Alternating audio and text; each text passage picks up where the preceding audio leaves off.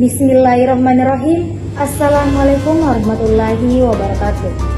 Salam sejahtera bagi kita semua. Om Swastiastu, Namo Buddhaya, salam kebajikan. Perkenalkan, saya Putri Ayunda dari Program Studi Hukum Ekonomi Syariah, Fakultas Syariah dan Hukum, Universitas Islam Negeri Alauddin Makassar. Pada kesempatan kali ini, saya akan memaparkan hasil analisis atau pembedahan peristiwa hukum perdata berdasarkan keputusan Pengadilan Negeri Makassar dengan nomor perkara 698 garing perdata permohonan garing 2025 garing Pengadilan Negeri Makassar. Baik, pertama saya akan menjelaskan identitas perkaranya. Perkara ini merupakan perkara perdata permohonan atau biasa juga disebut perkara volunteer, yang artinya perkara ini tidak ada sengketa dan tidak ada pihak lawan.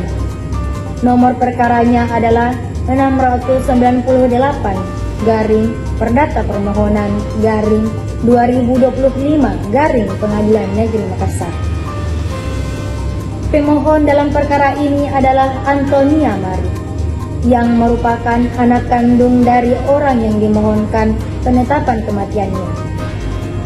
Objek pemohonannya adalah penetapan kematian atas nama Barbara Tamdi.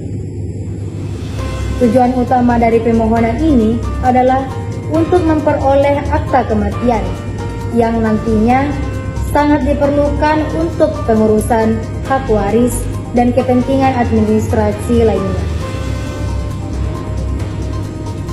Selanjutnya, saya akan membahas tentang subjek hukum dalam perkara ini. Pertama, subjek hukum yang paling utama adalah pemohon. Pemohon adalah seorang perempuan warga negara Indonesia yang secara hukum merupakan anak kandung sah dari almarhumah Barbara Tamdi. Karena hubungan keluarga tersebut, pemohon memiliki kepentingan hukum langsung, terutama berkaitan dengan hak waris. Kedua, orang yang dimohonkan penetapannya kematiannya yaitu Barbara Tamdi. Beliau adalah subjek hukum perorangan yang menurut keterangan dalam perkara ini adalah ia telah meninggal dunia pada tanggal 7 Januari 1984.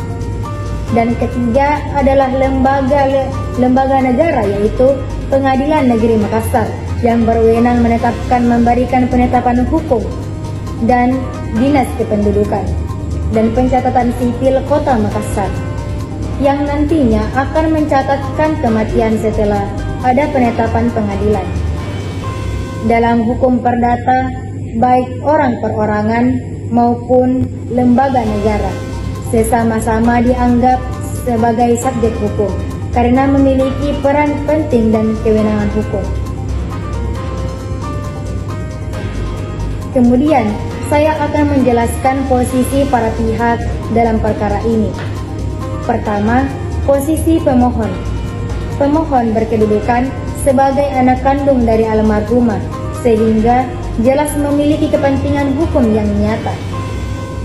Pemohon mengajukan permohonan bukan gugatan karena tidak adanya pihak yang digugat dan tidak ada konflik atau sengketa dengan orang lain.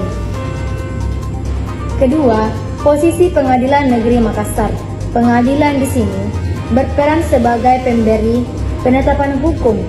Hakim bersikap pasif, artinya hanya menilai bukti dan fakta yang disampaikan oleh pemohon. Ketiga, posisi Disduk Capil. Disduk Capil bukan pihak yang berperkara, tetapi akan bertindak setelah adanya penetapan pengadilan, yaitu dengan menerbitkan akta kematian. Perbuatan hukum dalam perkara ini adalah permohonan penetapan kematian.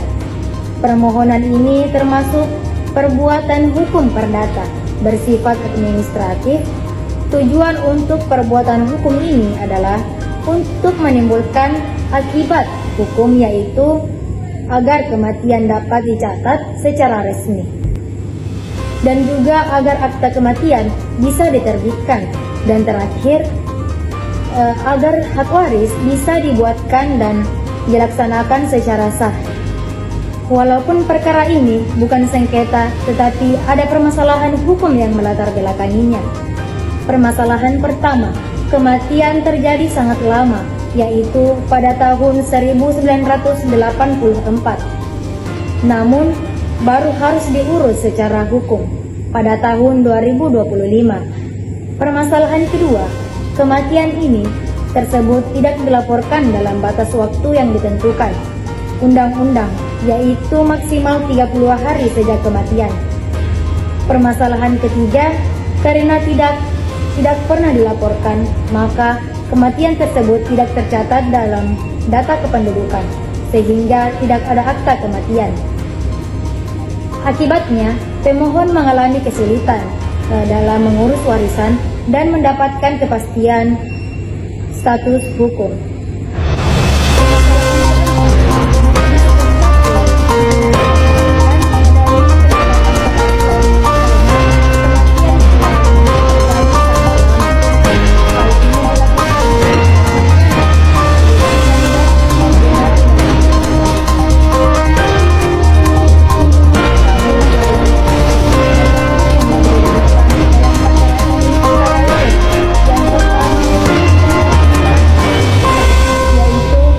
Undang-Undang Nomor 23 Tahun 2006 yang telah diubah dengan Undang-Undang Nomor 24 Tahun 2013. Dalam pasal 44 ayat 1 dijelaskan bahwa setiap kematian wajib dilaporkan paling lambat 30 hari.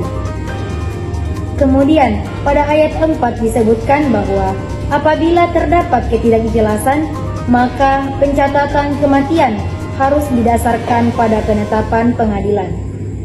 Kedua, adanya surat Direktur Jenderal Dukcapil Kematian Kementerian Dalam Negeri yang menegaskan bahwa kematian lama yang tidak tercatat wajib melalui penetapan pengadilan. Ketiga, dari sisi hukum, pembuktian perdata pemohon telah mengajukan, yaitu bukti surat seperti kartu keluarga dan surat keterangan kematian, dan juga keterangan saksi. Semua itu sudah memenuhi alat bukti yang sah menurut hukum perdata. Dalam putusannya, hakim mempertimbangkan beberapa hal. Pertama, hakim menilai bahwa permohonan benar adalah anak kandung sah dari almarhumah. Kedua, kematian terbukti dengan adanya bukti surat dan keterangan saksi. Ketiga, tidak ada pihak lain yang mengajukan keberatan atau menentang permohonan tersebut. Keempat, permohonan ini memiliki kepentingan hukum yang jelas dan nyata, terutama untuk urusan warisan. Berdasarkan pertimbangan tersebut, hakim akhirnya mengabulkan permohonan pemohon seluruhnya. Dari perkara ini, kita dapat melihat beberapa solusi hukum. Yang pertama yaitu solusi hukum, yaitu mengajukan permohonan penetapan